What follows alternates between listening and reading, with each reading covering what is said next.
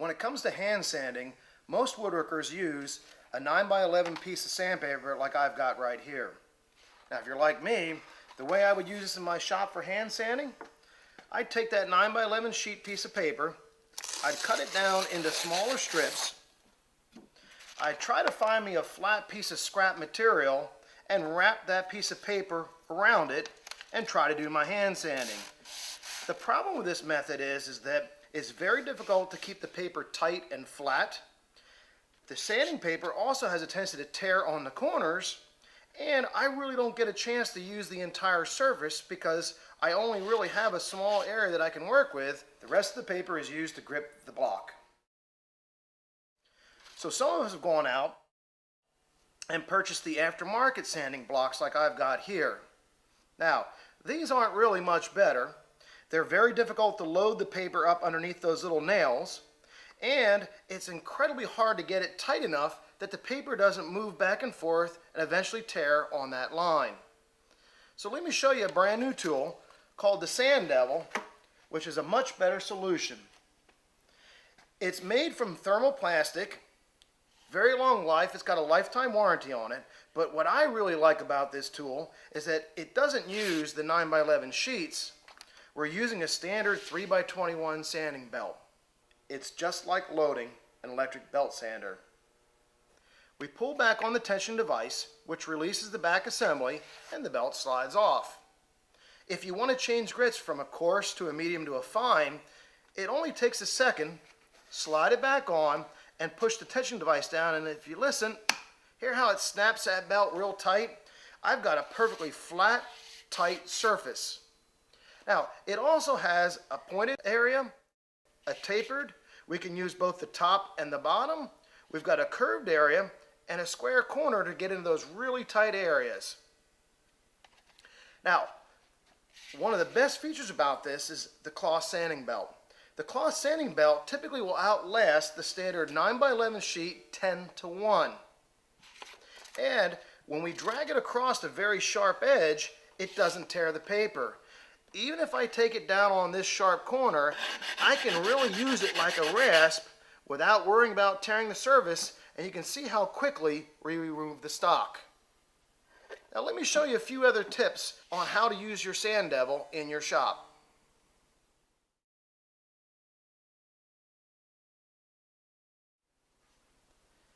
Sanding out defects in flat stock with the Sand Devil.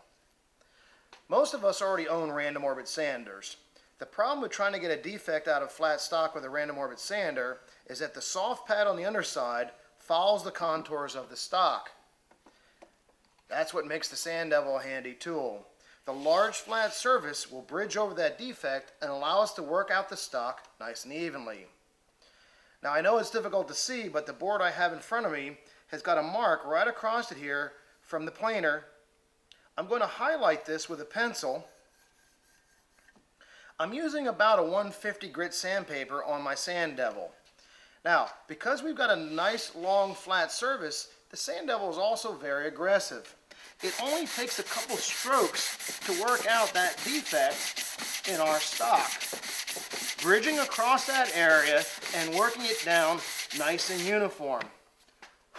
You can see that all that is gone and the mark is taken out because we're bridging across it. Now, this is also handy if you do any sort of framework like a raised panel door and the area is very small like you see right here. If I took my random orbit sander and try to use it here, it rolls over those edges and I lose the crisp edge of this frame. Again, the Sand Devil can be placed on top and it allows me to work out those two uneven surfaces to get a nice flat surface all the way across my frame. Now let me show you a couple other ways on how you can use your Sand Devil.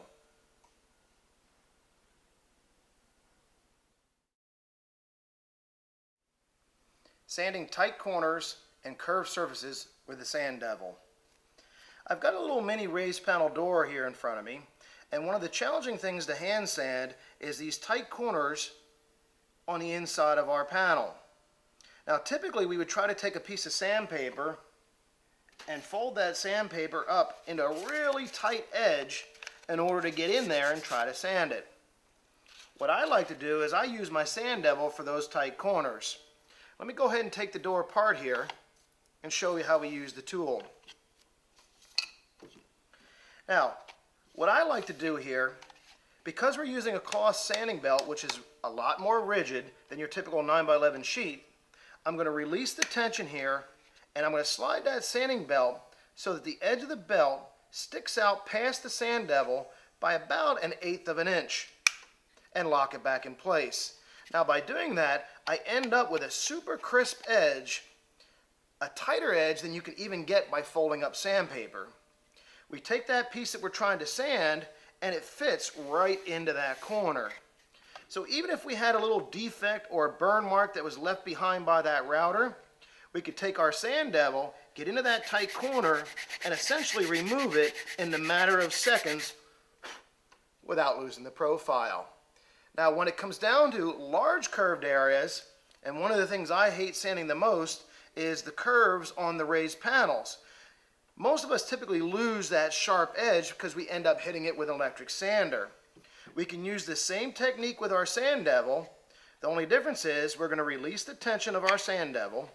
We're now going to slide that sanding belt out about 1/2 of an inch and lock it back into place. Now, even though the sanding belt isn't on the entire surface of the Sand Devil, it's not going to rotate around because of that locking device. And now the sandpaper is rigid, but yet has enough give to follow the contours. So when it comes down to getting into those profiles, I can sand that entire shape and detail that, especially across down on the end here to get any burn marks out, and then come back and tune it up with a finer grit sandpaper using my Sand Devil.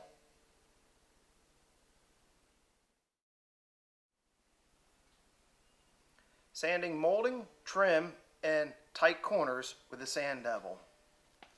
One of the hardest things to get out of your molding and trim is burn marks. Because we've got multiple surfaces to work with our Sand Devil, we could turn our Sand Devil up on edge, which will allow you to get into those tight areas without tearing the sandpaper.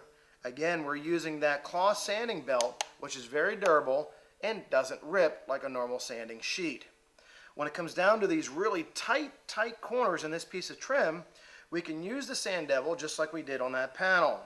We release the tensioning device here, slide our belt over. If we want a real crisp corner, we're going to leave about 1/8. If you want more flexibility, leave about 1/4 of an inch and lock it back into place. As you can see, even though we're not fully on the Sand Devil, the belt doesn't rotate around. Getting down into that tight corner to remove that stubborn burn mark now becomes a very simple task to sand it out. Now when it comes to sanding inside corners, like I've got right here, that's also a challenge to get the sandpaper right up against that surface. Most of us would take a piece of sanding sheet, fold it, and try to get that crisp corner and get down in there to sand out that little piece of glue or stubborn mark left behind. The problem with sanding sheets is as soon as you crease them, that creates an area for this to tear rather quickly. The Sand Devil uses a sanding belt, which is a very durable material. To get into that corner nice and tight, what we're going to do is we're going to position the belt and we're going to let it hang out over that edge about 1/64 of an inch. That gives us a very crisp corner to work with here. What that allows us to do when we turn that into that corner, I can actually sand either the side surface nice and tight against the edge, or position in its lower position to get the lower surface as well.